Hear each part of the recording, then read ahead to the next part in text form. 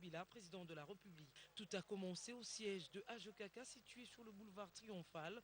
D'ici, les amis de Joseph Kabila ont pris la route en scadant des chants et exhibant de danse pour déboucher sur l'avenue 24 novembre en passant par l'avenue Batetela pour chuter au siège du PPRD sur l'avenue Pumbou dans la commune de La Gombe.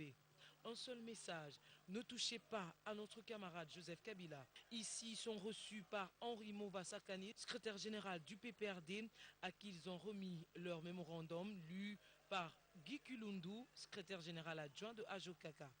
Nous, amis de Joseph Kabila Kabange, affirmons notre soutien indéfectible au président de la République démocratique du Congo en ces moments de vaines agitations politiques autour de sa personne. Réitérons notre engagement de l'accompagner avant, pendant et après son mandat. Une occasion pour Fabrice Zombi, président de Ajokaka, de témoigner le soutien de son association à Joseph Kabila et mettre en garde les politiciens manipulateurs de la jeunesse. Jeunesse congolaise, ndenge elobi stop na groupe ya G80 parce que biso tozobenga bango G80 pour bazali G7 te parce que tolobaki ke bakokende moko moko tomoni moko abakisami encore donc etikali 70 au bazali tout à tout ya mokonzi ya mboka. Nous les jeunesses congolaises ensuite Ajokaka tozosenga na bino botika pemene ya mokonzi ya mboka na Kenya. Ajokaka proche de Kabila soutient Kabila, instaurateur de la paix en RDC, Dixit Fabrice Zombi.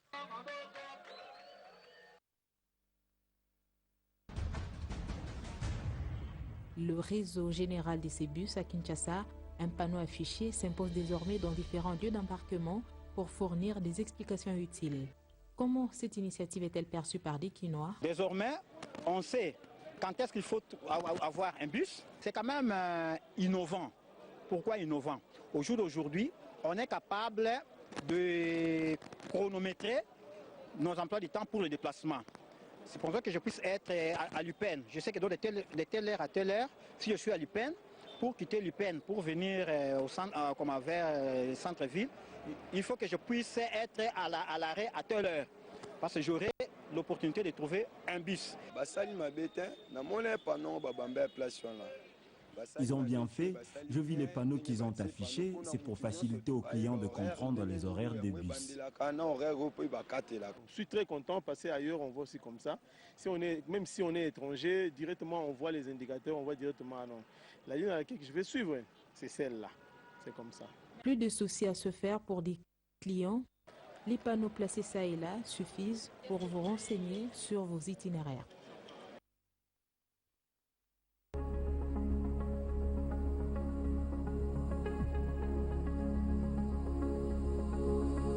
Chers parents, chers frères et sœurs, je suis né dans ce pays qui est le mien. À ma venue sur cette terre, le feu était partout. Les guerres et rébellions se succédaient ici et là. Vous me disiez alors que le pays était divisé. Alors ne détruisez pas ce que vous avez construit ensemble. Chers parents, chers frères et sœurs, il paraît que certains nichés dans des pays lointains, à milliers de nos contrées et éloignés de nos préoccupations étrangères, à nos cultures, indifférents à notre véritable sort, se vertit à nous proposer des formules. Ne détruisez pas ce que vous avez construit ensemble. Chers parents, chers frères et sœurs, là où ils conseillent la confrontation, nous préférons le consensus. Ils sont habitués à voir les uns gagner contre les autres. Nous, depuis toujours, voulons gagner ensemble. Ne détruisez pas ce que vous avez construit ensemble.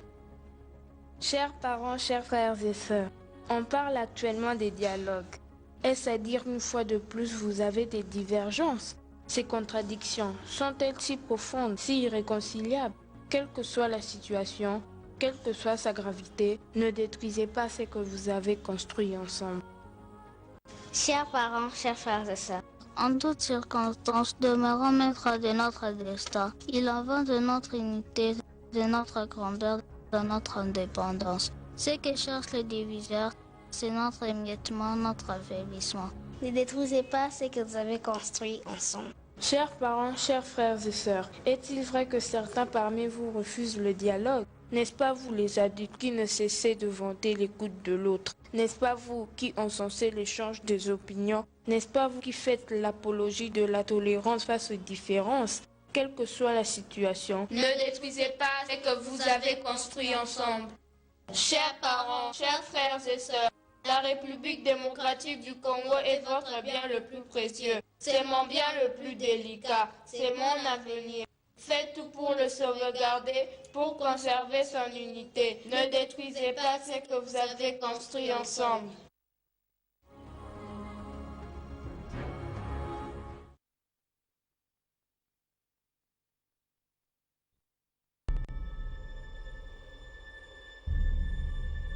Un projet pour le bien-être de la population.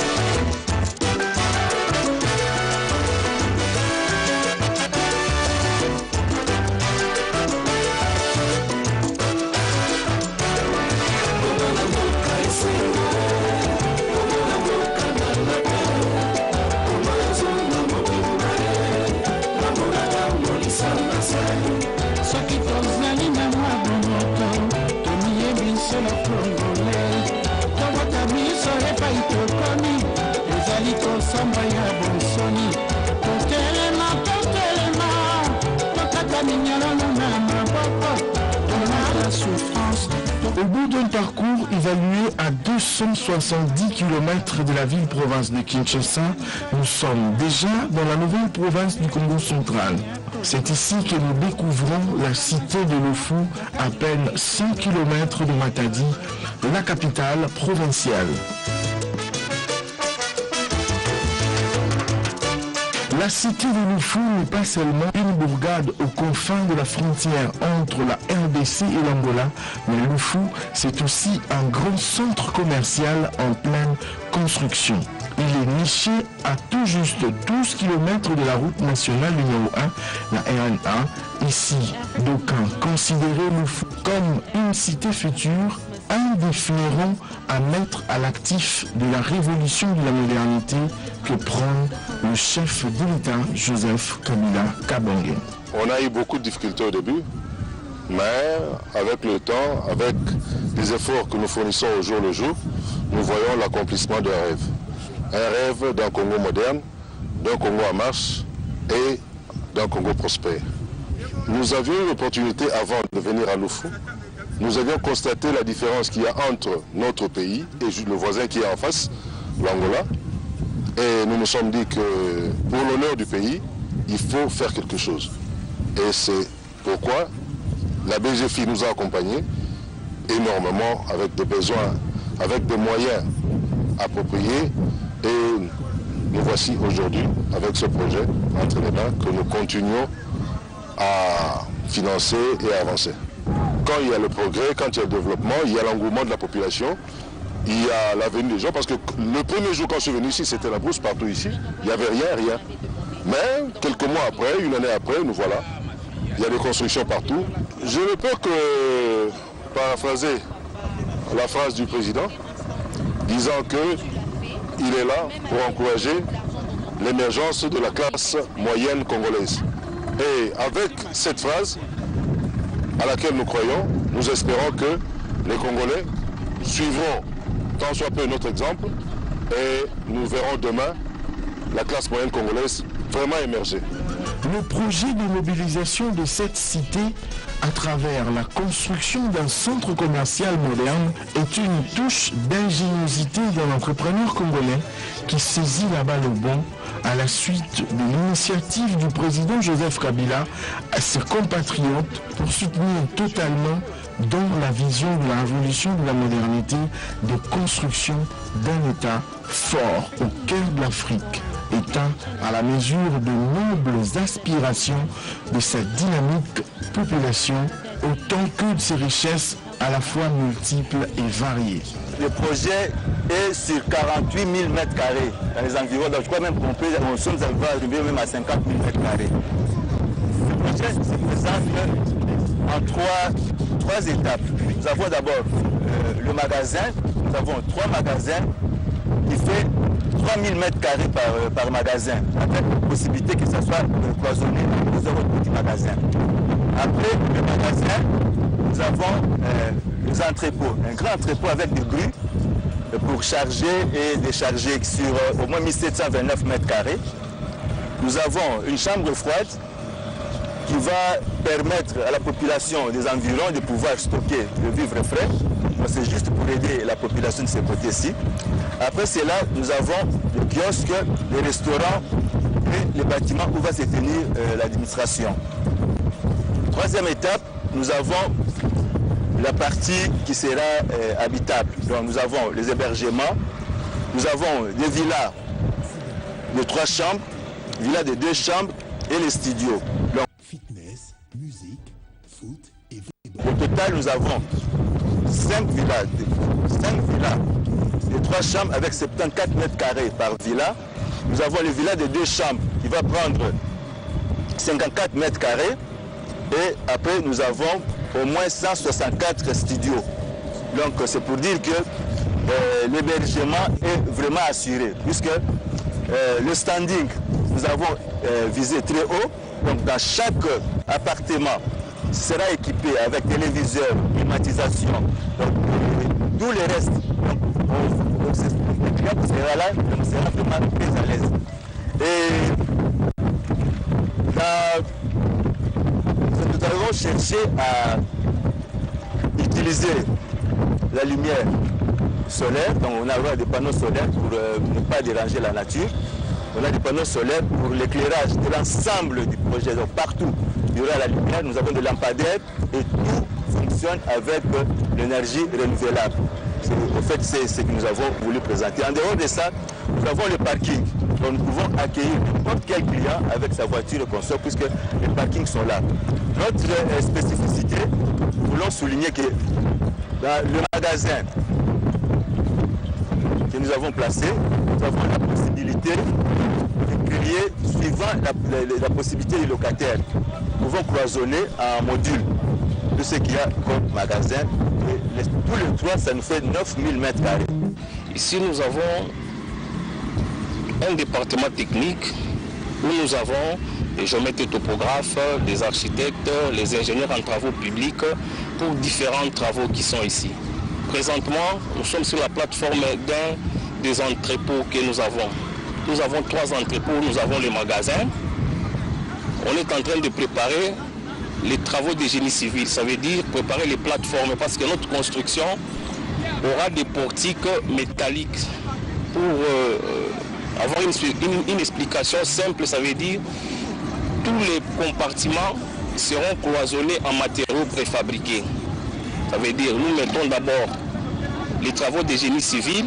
Comme vous voyez là-bas, on a des colonnes, des socles qui ont été coulés en béton armé, les plateformes pour préparer chaque magasin.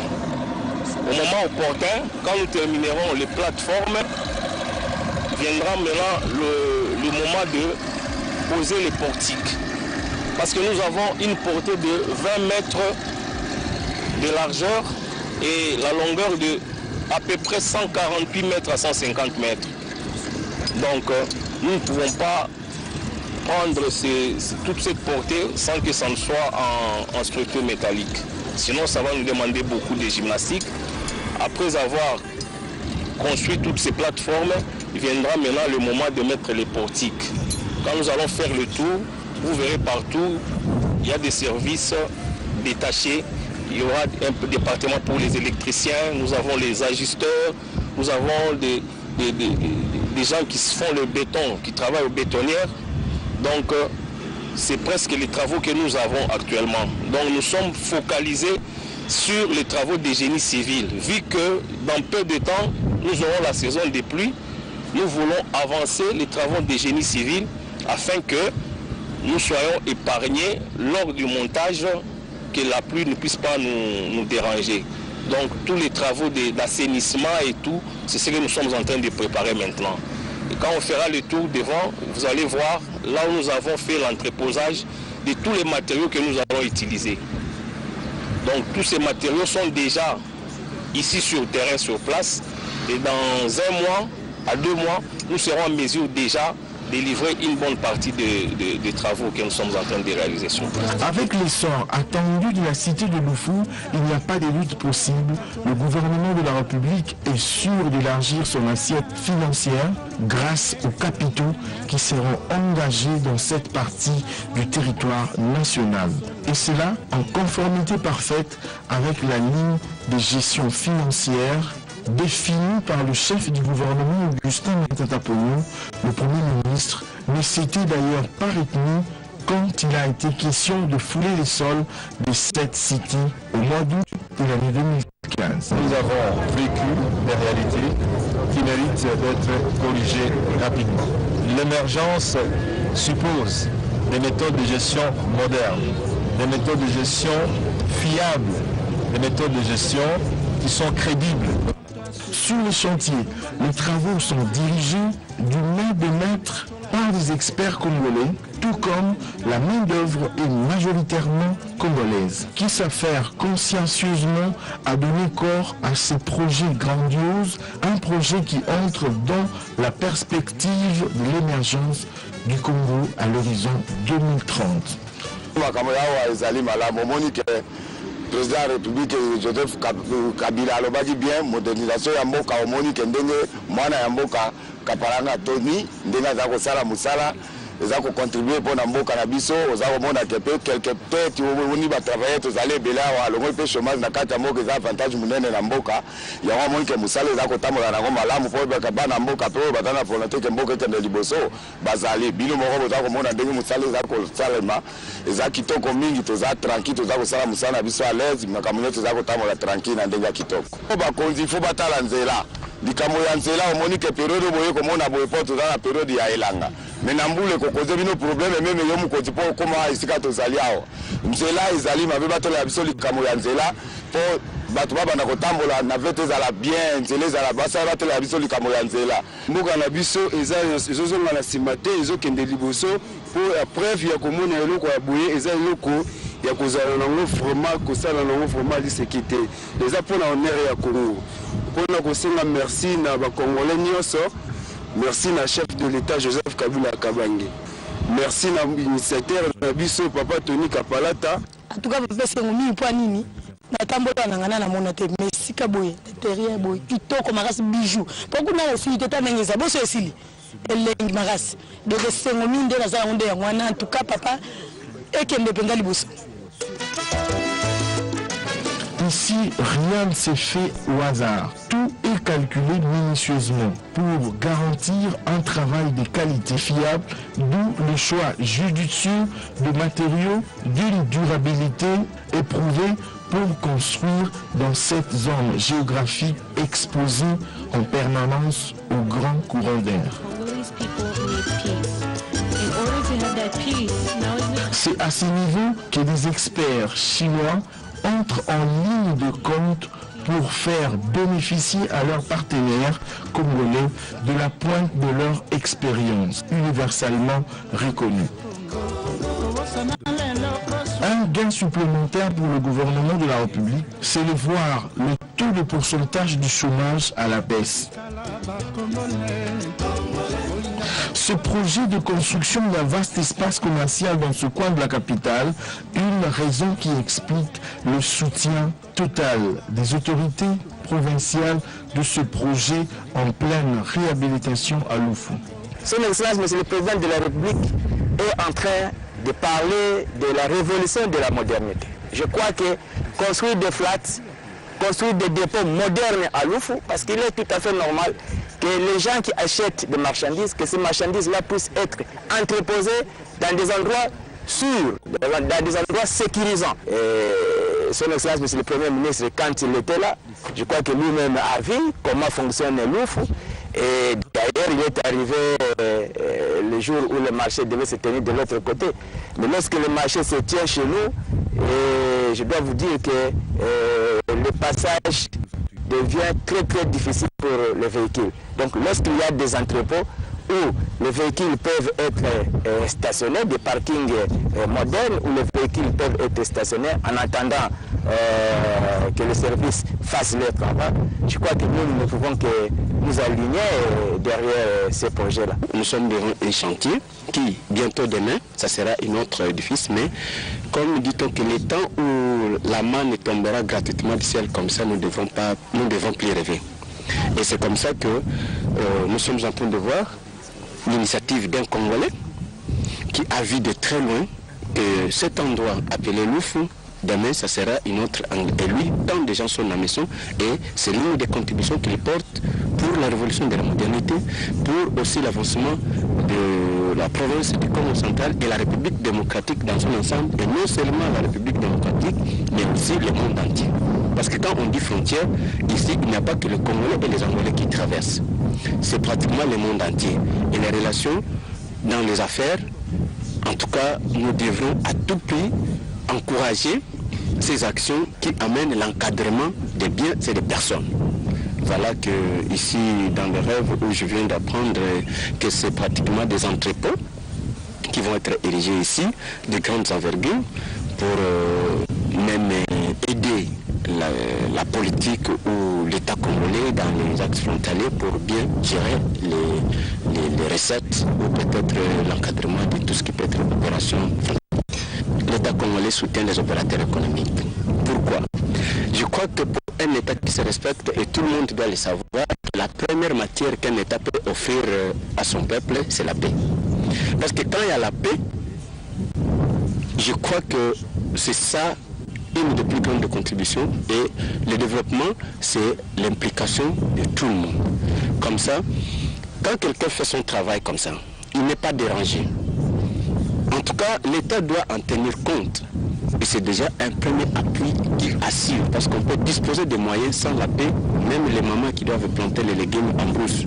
S'il y avait des dérangements, ils ne sauront pas faire leur travail. Et même les banquiers pouvaient ouvrir leurs portes. Mais s'il n'y a pas la paix, personne n'ira prendre de l'argent en banque. Donc, l'État congolais, en âme et conscience, les gens doivent s'assurer qu'il fait bien son travail. Dans l'édification de ce centre, à la cité de Loufou, le rôle de la femme n'est pas à négliger. Les projets aussi colossaux en matière d'entrepreneuriat devraient toujours bénéficier du concours indispensable de l'État, surtout dans le contexte d'un pays en voie de développement, comme la RDC. Moderne, futuriste et construit en respect des normes en la matière, ce centre va s'intégrer harmonieusement à son paysage d'accueil sans risque de pollution de l'environnement. Voilà pourquoi ce constructeur s'engage à prendre compte de l'exigence de recourir systématiquement aux énergies renouvelables, à l'instar de l'énergie solaire. Nous espérons faire mieux que la maquette. Mieux que la maquette, parce que déjà sur la maquette, il n'y a pas de panneaux solaires, il n'y a pas d'éclairage public. Déjà quand on parle de panneaux solaires, vous entendez que c'est l'énergie renouvelable. Et je pense que à la fin, à l'inauguration de ce projet, on verra naître un Loufou futur. Oui, ainsi. Une fois que tous les travaux seront terminés et que le chantier aura été bouclé, le temps de sacrifice consenti à l'édification de cette œuvre sera devenu un vogue et lointain souvenir, adouci pour le sourire de la joie d'avoir accompli une œuvre immense et utile au service de la République démocratique du Congo.